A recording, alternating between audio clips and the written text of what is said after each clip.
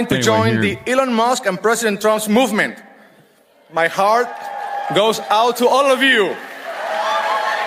Yo, this ain't cute, man. Like, it's not. It's not cute at all. I don't know why people are like, yeah, what are you going to do about it? It's wild how quickly this shit spreads, okay? When the age of lean in means being a Nazi, yeah, Bannon did it too. Steve Bannon did it as well. Like, Elon Musk hitting it unironically made it, made it permissible. Like, I think this person doing it after saying my heart goes out to you like this is directly a nod to Elon Musk. Okay? 100%. This person is doing it as a way to be like, look, just like Elon Musk, I'm saying my heart goes out to you. They know what it is. Okay?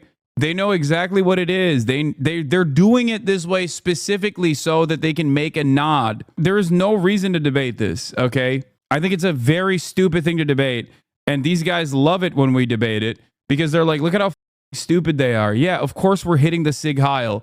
And the dummies on the left side are going back and forth on whether or not it's actually a Sig Heil. Dude, why do you think he said, my heart goes out to you and then hit it?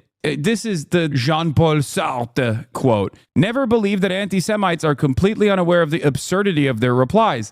They know that their remarks are frivolous, open to challenge, but they are amusing themselves, for it is their adversary who is obliged to use words responsibly, since he believes in words. The anti-Semites, on the other hand, have the right to play. They even like to play with discourse, for, by giving ridiculous reasons, they discredit their seriousness of their interlocutors. They delight in the acting in bad faith, since they seek not to persuade by sound argument, but to intimidate and disconcert. If you press them too closely, they will abruptly fall silent, loftily indicating by some phrase that the time for argument is past. This is obviously the case for anti-Semites. It's the similar thing that happens all the time with debate lords in general as well, where these guys are nihilistic. If you're nihilistic, you're overpowered in the field of debate, okay? Someone who actually cares about the issues that he speaks on is a loser because they can get emotional. They actually care about the issues that they're talking about. You, on the other hand, can be out of touch. You, on the other hand, can turn around and just, argue from any side of an issue when you see fit. You can lie. You can obfuscate the truth.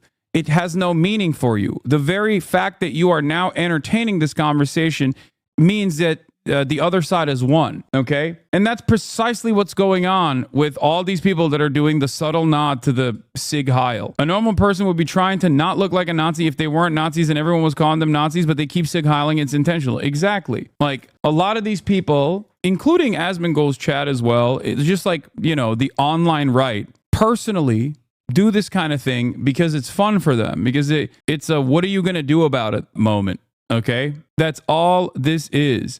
And in that process, when they keep pushing it over and over and over again, okay, and you find yourself in this like weird moment where you're just like going back and forth with a dude who like thinks it's okay to do this kind of thing and doesn't really care about it, whether they are an ideologically committed Nazi or not, it doesn't matter. They're doing it specifically to be like, I don't care about this. I'm going to do it just so you get pissed off. Some people do it because they obviously are ideologically committed to the Nazi project. Other people do it specifically because they want to be like, yeah, I really pissed you off, didn't I? Aren't you triggered? Aren't you destroyed? Here's my epic troll. That's it.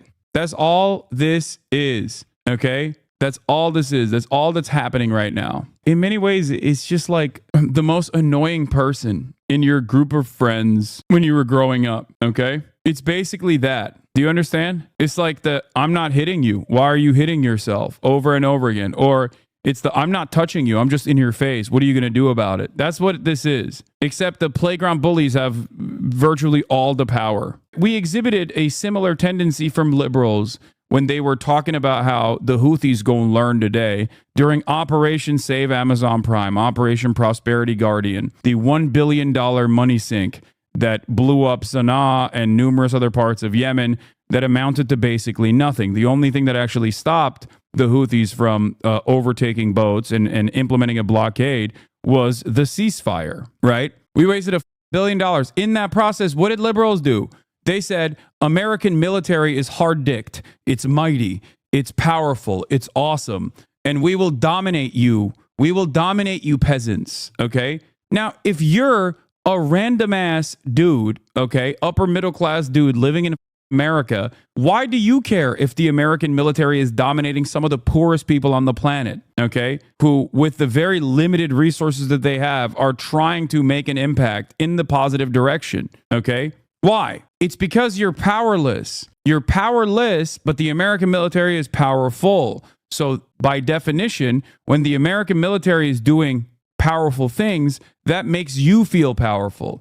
It's a similar predicament to how, you know, in the Reconstruction era, white people that never actually owned slaves or didn't necessarily have a lot of, didn't have a lot of financial opportunities, still felt as though they were above black people. It reminds me of the LBJ quote, you know, when you have nothing, when you have no power whatsoever, when you're constantly angry, you look to others that have less than you and match up against them to make yourself feel powerful. Okay. That's precisely what these guys are doing as well. The people that take a lot of joy out of all of the things that Trump engages in, people that actually find so much tremendous joy in quote unquote owning the libs and like DEI is being ousted or whatever.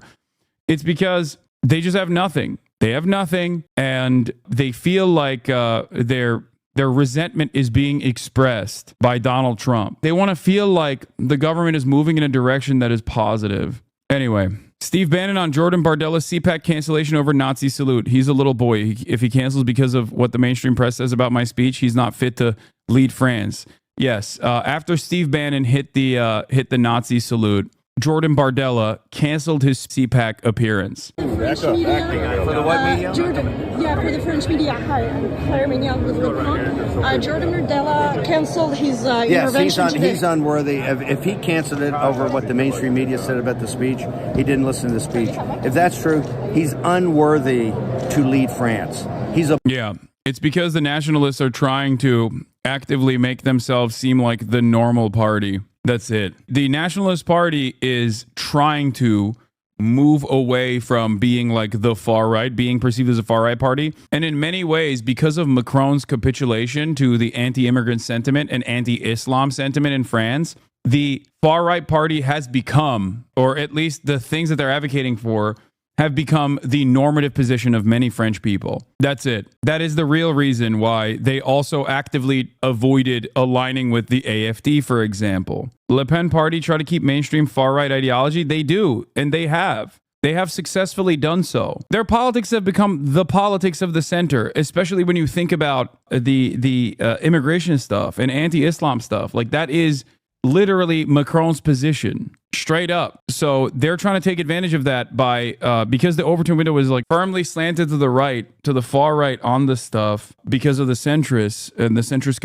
capitulation. There are parties further to the right than they are, okay? And they're basically trying to say like, no, we are the new moderates. We are the new middle. He's a boy, not a man. Okay, he's a boy, not a man. So if he took what the mainstream media said, I did that exact same wave at Front National 7 years ago when I gave a speech to them, okay? If he's that worried about it and wets himself like a little child, then he is unworthy and will never lead France. Was it a Nazi salute? No, it's a wave. It's a wave like I did all the time. I did. Yeah. No, it wasn't a Nazi salute. Come on, it was a wave. Yeah, again, entertain the conversation, please. I would never do that. I did it in Front National 7 or 8 years ago. I do it at the end of all my speeches to thank the crowd. Okay, thank you. Thank you, sir. But no, I want to be quoted. He's a little boy, not a man, and only men or women of... Yeah, only men and women will be brave enough to be able to hit the Nazi salute. Oh, also, there was this as well. They're getting far way comfortable inciting violence against anti-Zionist Jews. This is scary as Ben Lover says, following his Nazi salute, Steve Bannon engages in an unalloyed anti-Semitism, calling progressive U.S. Jews the #1 enemy inside the wire for Israelis. Progressive Jewish billionaires funding all this stuff, disloyal to Israel and MAGA. Interesting. Where are you from? I was born in Jerusalem. Folks from USSR, so that expelled into real socialism. My question is to you is this. What do you think about foreign aid to Israel? Is it a strategic partnership? Israel is a partner of the United States, but people in Israel got to understand something. The number one enemy to the people in Israel are American Jews that do not support Israel and do not support MAGA.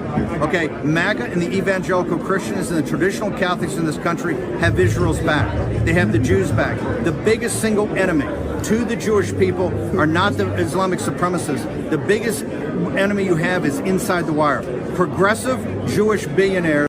The biggest enemy to Americans, the biggest enemy to Israel is American Jews, progressive American Jews. I mean, not completely incorrect when he says that from the perspective of a fascist government in Israel. Yeah, they also see it that way too, for sure. Also, I don't know who a progressive billionaire is. That part is ridiculous. I think that's him trying to be the populist when he says progressive billionaire Jews. What a ridiculous thing to say. Stuff.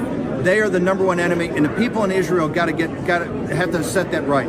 Because MAGA has your back, traditional Catholics have your back, and evangelical Christians have your back. We will always have the back of Israel. But I got to tell you, you have an enemy inside the wire. Insane. Bannon has always been a strategic coalition builder for MAGA and the global nationalist movement. That means naming the right enemies. To cement the dominant coalition between Christian nationalists and the Israeli and American Jewish right, dissenting Jewish voices must be neutralized. That means 80% of American Jews who oppose MAGA, and for most, Bibi, are labeled an enemy within, corroding the Judeo-Christian West through betraying Israel and funding progressive causes. Years of scapegoating Soros and globalists paved the way for this, and since 10/7, scapegoating groups like JVP has lent it a sharper edge.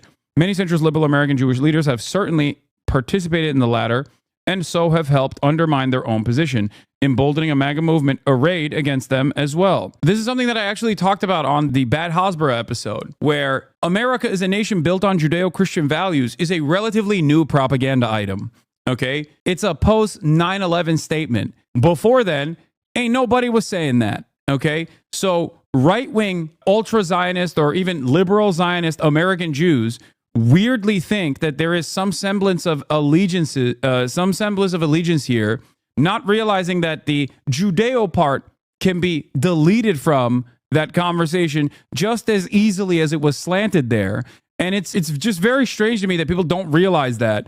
And unironically, every single person who has a pro-Israeli sentiment that consistently ties what Israel is doing to Judaism because they think it's a solid defensive posture is unironically advocating for more anti-Semitism in this country. Okay? That's it. Israel, as it stands, is a far-right nationalist government. It does not matter what their religion is. That is all Israel is a ethno-nationalist fascist government. So if you are a progressive Jew or Christian or Muslim, it doesn't matter, and you look at that and you try to defend it, you are not realizing that you're playing a very dangerous game. This allegiance will not hold, okay? So I think it's important for people to reconsider this attitude and really take a cold, hard look at their previous social conditioning that has dictated that like Zionism is an incredibly important part of your identity when you got dudes who are sig heiling talking about how we got to eradicate these progressive Jews that are a threat to Israel. It's shocking that people don't understand that these guys are simply lying when they say, oh, we love Jews, we love Israel. I mean, they do love Israel, but they certainly don't love Jews, okay? That's why what the ADL does is horrifying at a time when anti-Semitism unironically is exploding, especially amongst the youth. And it certainly is, partially because their first interaction, aside from the underlying anti-Semitic opinions that people have, their first interaction is like television man telling them that like, no, Israel is doing the baby murder and the baby slaughter for Judaism. And if you actually think that that's bad, if you actually think it's weird that we're giving, another $8 billion of weapons to Israel so they can kill babies more effectively, that actually is anti-Semitic, then people are going to be like, okay, well, why am I associating? Like you're personally associating death, destruction, and violence with Judaism falsely. It's insane. It's a completely psychotic way to approach it. It's like if I, as a Muslim living in America, was running around being like, excuse me, ISIS is the true Islam, and you're being quite Islamophobic, for not being on board with ISIS. Initiatives like Project Esther, scapegoating the Palestine Solidarity Movement and the broader left, including Jewish left, as anti-Semites and civilizational enemies, serve the same function. Anti-Semitic conspiracies claiming to uncover the real anti-Semites, a maddening inversion. Yeah, this is the new meta.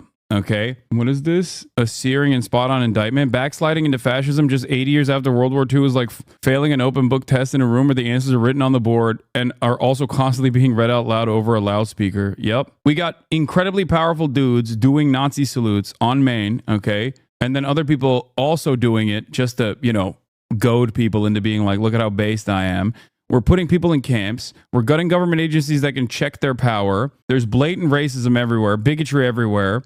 Okay. And people's opinion, supposedly liberal and progressive people's mentality in this moment is about what one of the only successful progressive content creators is saying that they seemingly feel is not up to par with their way of seeing the world, only because I said that a genocidal apartheid state is bad.